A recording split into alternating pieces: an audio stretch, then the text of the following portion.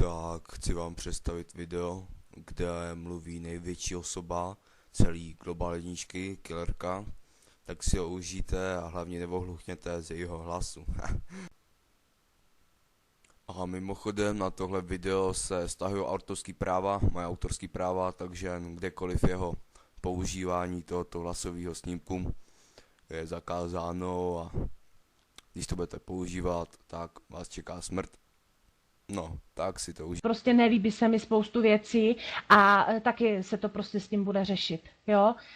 Protože s tím se začal on střílet a takové řeči prostě, jako že někdo mu někde sebere lodičku, tak on ho začne topit, jako jo, tak to je prostě, hele, mě těch lodiček sebralo tolik prostě napek mi sebralo lodičky a budu já kvůli nějakého pitomého Trinida riskovat prostě vár s nějakou velkou aliancí nebo koalici, nebo jako proboha jsme rozumní lidi a Martin je přesně tenhle ten typ, který prostě by dokázal alianci předhodit prostě jak kosti psovi, jenom kvůli toho, že mu někdo sebral prostě z plaše.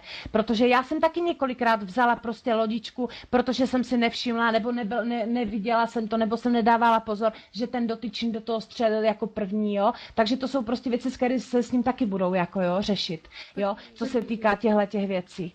Nemohli bychom se teda už konkrétně vrátit k tomu problému. Hrajou si na dospělí, hrajou tady jako dospělí, tak ať už to ukončíme. Meleme to furt dokola. Myslím, že tady jsou 3 nebo 4 ti aktéři, tak ať se k tomu vyjádří. Pak když se nechcou vyjádřit, tak se domluvíme na jejich trestu, ať to máme za sebou. Jako řešíme to tady už hodinu zase jenom a meleme to dokola. Nie hodinu, iba 46 minut.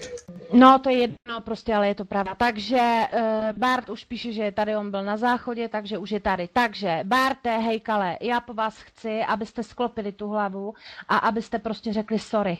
Neříkejte k tomu nic jiného, prostě, ale řekněte sorry. Ale stejně tak chci, aby prostě, tak jako Marian prostě řekl, ano, já jsem to udělal, přehodil jsem ho, ne, bez nějakých vytáček, tak jak se mi to snažil dneska někdo, nevím už kdo vymluvit, že prostě to nevěděl, že to je prostě hejkal a tak dále.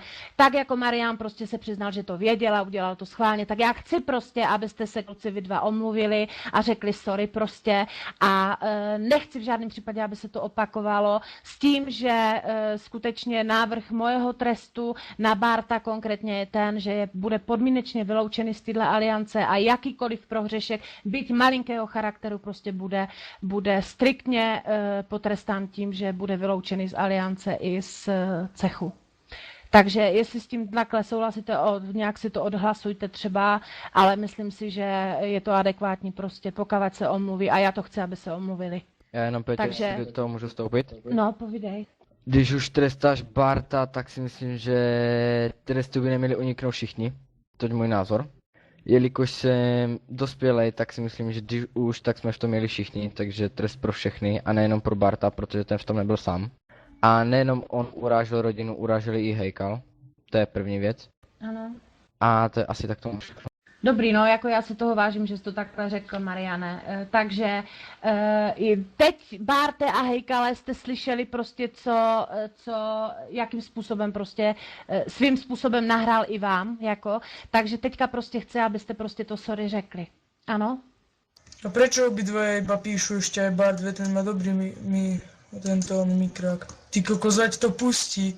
Dobrý, ja tu mám nahrávku, no počkajte chvíľku. Musíme ještě pohledat. Prosím vás, jako neřešte nějaké nahrávky. My víme všichni, že tohle prostě padlo tady. Já jsem říkala, Miško, že je mi hanba prostě za tyhle ty slova, které tady padají vůči lidem starším, který tady jsou, než jste vy. Takže já prostě, víme to všichni, že tady to prostě padlo, takže já chci prostě tu omluvu. Ale na té moje nahrávky mají se slušně omluvte jako normální lidé, že ale jde to tady pořád druhý jedné a ty samé věci. Tak, přesně tak. Takže já prostě chci, tady se prostě omluvíte a ten trest teda, tak jak řekl Marian, podmínečné vyloučení prostě pro všechny aktéry, jakýkoliv prohřešek menší se prostě bude řešit vyloučením z aliance. Tak a teď prostě ta omluva prostě padne. Kde oni vypisují, že chcú nahrávky, alebo čo? Jste chlapi nebo babi, kurňa, jak se rozhodnú? Normálně se omluvte, proboha. Ale chápeš, Peťa, že ja nemám nahrávku, kde nadávali na rodinu, ja som to vtedy ešte nenahrával. To je ale, Mišo, chápeš to, že my to víme? ale veď oni vypisují. Ale Hej, my klid, nepotřebujeme prostě, tu nahrávku. omluvte se, My Bart tu nahrávku začne a pak nepotřebujeme, další. my víme, že to prostě padalo. My to víme, prostě, že se tady to dělo a nemusí to být nahrané. My to víme, že to takhle bylo. Já teďka prostě chci, aby se ti kluci omluvili za to. Prostě to neřešte žádnýma nahrávkama, normálně se slušně omluvte jak normální lidé, pro boha. Co je na tom těžkého se omluvit, kurva? Jako můžu to něco, pokud se nemí omluvíte prostě do pridaliace, jako prostě tohle to už není období, jako my tu tady řešíme 3 hodiny a nebudeme se někoho prosit, aby se prostě omluvil. Buď se omluví, ať se zachovají jako chlapi, anebo prostě jdou pryč. Přesně. Taky. Tak jak hoši?